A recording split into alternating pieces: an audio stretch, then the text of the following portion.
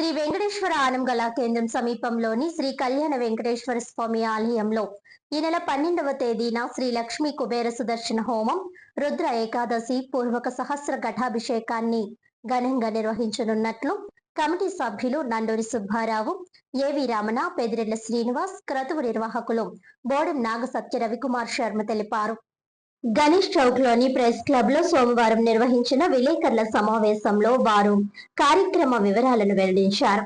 గత నెల రోజులుగా ఈ కార్యక్రమానికి విస్తృత ఏర్పాట్లు చేస్తున్నామని, దేశంలోనే తొలిసారిగా ఇంత భారీ స్థాయిలో ఈ తరహా క్రతువును నిర్వహిస్తున్నామని వారు పేర్కొన్నారు. నండూరి సుబ్బారావు మాట్లాడుతూ, ప్రతి నెల అమావాస్య రోజున శ్రీ లక్ష్మీ కుబేర హోమం నిర్వహిస్తున్నామని, ఈసారి ఆషాఢ అమావాస్యను పురస్కరించుకొని ప్రజల శ్రేయస్సు కోసం భారీ స్థాయిలో శ్రీ లక్ష్మీ కుబేర సుదర్శన హోమం సహస్ర ఘటాభిషేకం నిర్వహిస్తున్నట్లు తెలిపారు. దేశంలో నెలకొన్న అనేక సమస్యల పరిష్కారం, వ్యవసాయ రంగ అభివృద్ధి, అన్ని రంగాల ప్రజల సంక్షేమాన్ని ఆకాంక్షిస్తూ ఈ క్రతువును చేపట్టినట్లు చెప్పారు. ఈ కార్యక్రమంలో భాగంగా ఉదయం పుష్కర్ ఘాట్ నుంచి గుడ్లగూబ వాహనంపై శ్రీ మహాలక్ష్మి అమ్మవారిని ఊరేగింపుగా తీసుకురానున్నారు. గోదావరి జలాలను బిందెల్లో తీసుకువచ్చే కార్యక్రమంలో 1008 మంది సువాసినీలు పాల్గొనున్నారు. వారి చేతుల మీదుగా అమ్మవారికి సహస్ర ఘటాభిషేకం నిర్వహించనున్నారు. ఏవి రమణ మాట్లాడుతూ, అనావృష్టి పరిస్థితులు తొలగి ప్రజలందరికీ ఆయురారోగ్యాలు, ఐశ్వర్యం కలగాలని ఆకాంక్షిస్తూ ఈ కార్యక్రమాన్ని నిర్వహిస్తున్నట్లు తెలిపారు. ఈ కార్యక్రమానికి ప్రజలు అందిస్తున్న సహకారానికి కృతజ్ఞతలు తెలిపారు. క్రతువు నిర్వాహకులు బోడెం నాగసత్య రవికుమార్ శర్మ మాట్లాడుతూ, లక్ష్మీ శక్తి సాధన ద్వారా ప్రజలకు శ్రేయస్సు కలుగుతుందని, అష్టలక్ష్మి స్వరూపమైన మహాలక్ష్మిని ఆరాధించడం ద్వారా గృహాలు, వ్యాపార సంస్థలు, విద్యా సంస్థలు, ఉద్యోగాలు, వ్యవసాయం తదితర రంగాల్లో అభివృద్ధి సాధ్యమవుతుందని వివరించారు. సహస్ర ఘటాభిషేకం ద్వారా సర్వ సంపదలు, సౌభాగ్యం, శ్రేయస్సు కలగాలని శాస్త్రం చెబుతోందని తెలిపారు. ఈ కార్యక్రమాన్ని 121 మంది ఋత్వికులతో నిర్వహించనున్నట్లు చెప్పారు. సాయంత్రం 4 గంటలకు మండపారాధన అనంతరం భక్తుల భాగస్వామ్యంతో లక్ష్మీ సహస్ర కుంకుమార్చన నిర్వహిస్తారు. అనంతరం లక్ష్మీ హవనం, కుబేర హవనం, సుదర్శన హవనం, పూర్ణాహుతి, వేద ఆశీర్వచనం, 16 రకాల హారతులు ఉంటాయని వివరించారు.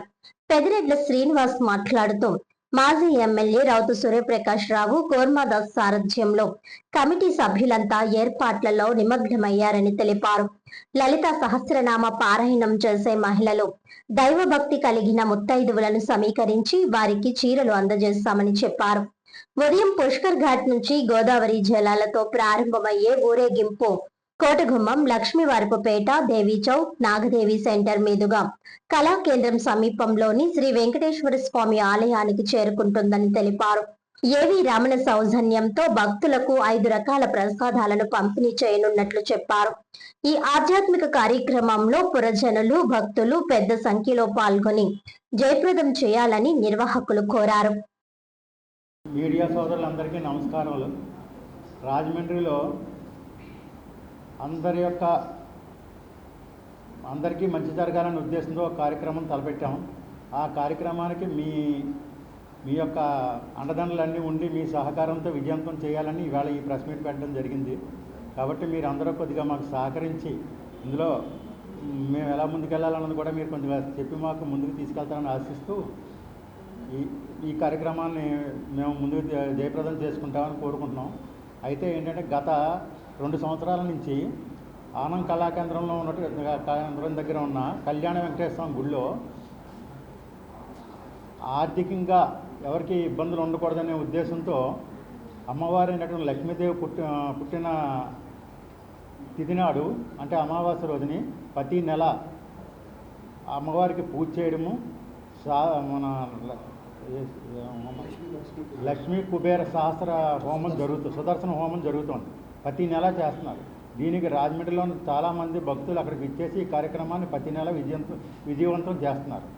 దీన్ని దృష్టిలో పెట్టుకుని ఈ కార్యక్రమాన్ని చేసినటువంటి ఈ వ్యక్తి నాగసత్య రవికుమార్ శర్మ గారని ఈయన ద్వారా ప్రతి నెల జరుగుతుంది అక్కడ.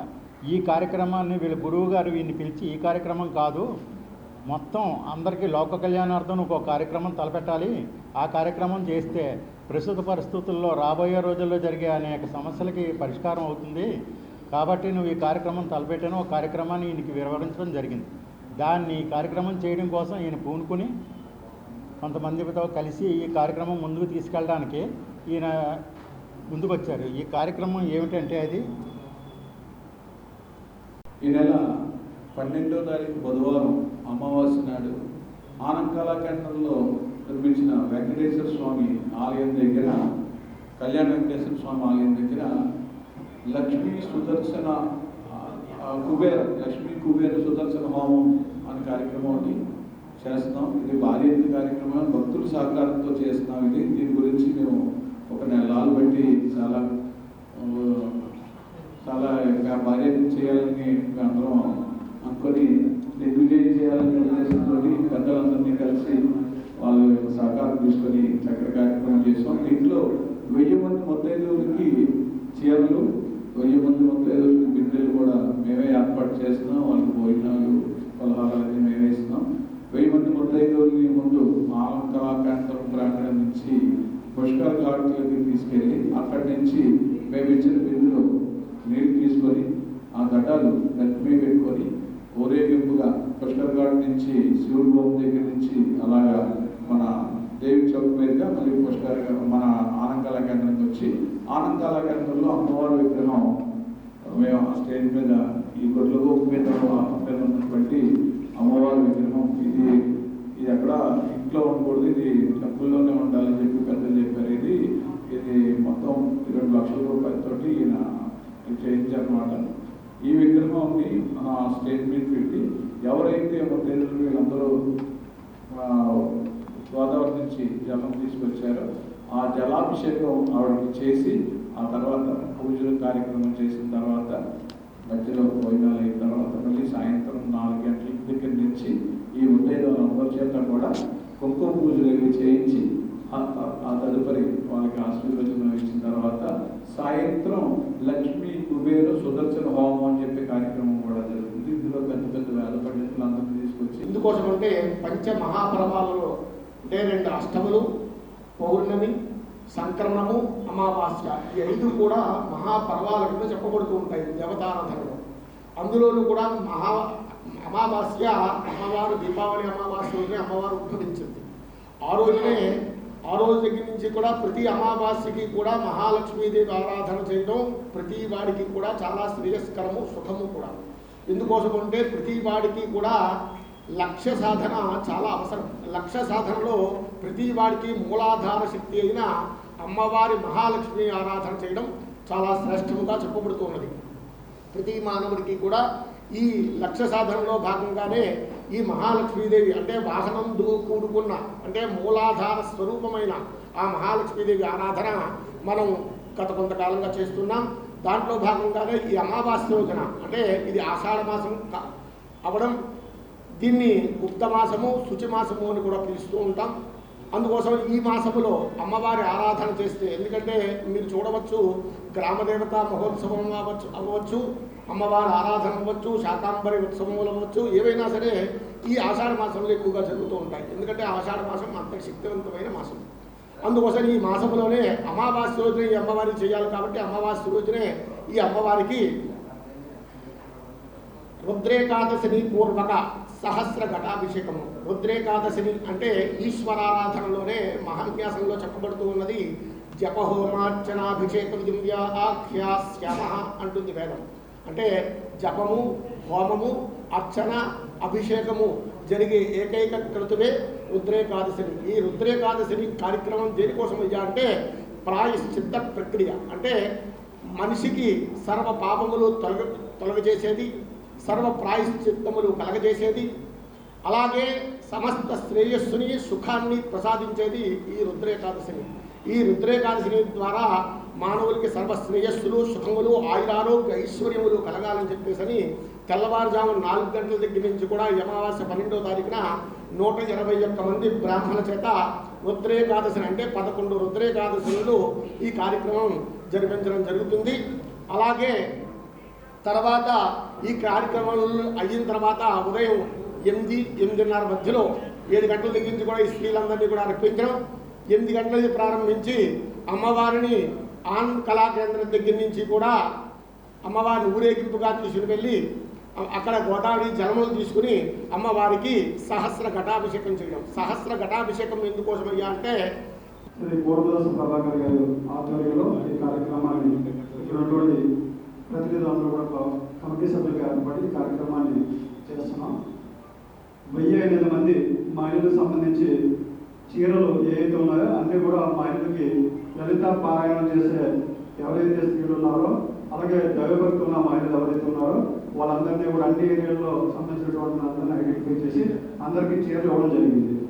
అదే రోజు మార్నింగ్ ఉదయం ఎవరైతే 1008 మంది వాళ్ళతో పాటు వచ్చేవారికి 2000 మందికి ఉదయాన్నే వాళ్ళకి బ్రేక్ఫాస్ట్ కూడా ఏర్పాటు చేయడం జరిగింది. అలాగే మధ్యాహ్నం సంబంధించి కూడా మన యోగి రమణ గారి ఆధ్వర్యంలో సుమారు 5 రకాల ప్రసాదాలు కూడా మన కమిటీ తరఫున ఏర్పాటు చేస్తాం. అలాగే వచ్చిన భక్తులకు సంబంధించి ఈ యొక్క కార్యక్రమంలో మనం ఆనకాల కేంద్రం దగ్గర నుంచి బిందులు వాళ్ళకి ఇస్తాం. మనం ఇచ్చిన తర్వాత అంతా కూడా గోదావరి వెళ్తారు. గోదావరిలో కూడా సుమారు 30 మంది జెంట్స్ వాటర్ అందజేస్తారు.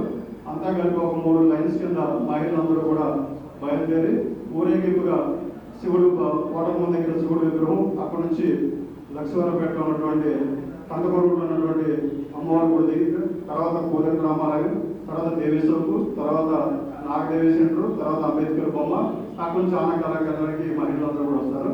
సుమారు 2-3 గంటలు ఈ యొక్క కార్యక్రమం ఉండవచ్చు. మన మీడియా మిత్రులందరికీ కూడా మనం ఒక వ్యాన్ ఒకటి ఏర్పాటు చేస్తాము. మీరు కానీ వచ్చినట్లయితే ఆ వ్యాన్లో బట్టి కూడా మనం కోఆర్డినేట్ ఆస్కారం ఉంటుంది. ఎందుకంటే ఇది మన రాజమండ్రిగా చాలా పెద్ద గర్వకారణం. భారతదేశంలో ఇటువంటి కార్యక్రమం చాలా అరుదుగా జరుగుతుంటాయి. అటువంటి కార్యక్రమాన్ని మనం చాలా లక్షల్లో అయ్యే ఖర్చు కార్యక్రమం ఒక ఉడిధర్మం చేయడం అనేది చాలా కష్టం. అయినా కూడా ఇప్పుడు ఉన్నటువంటి అందరూ కూడా ఇది ఒక సామాజిక బాధ్యతగా తీసుకొని చేయాలనే ఉద్దేశంతో మనం చేస్తున్నాము.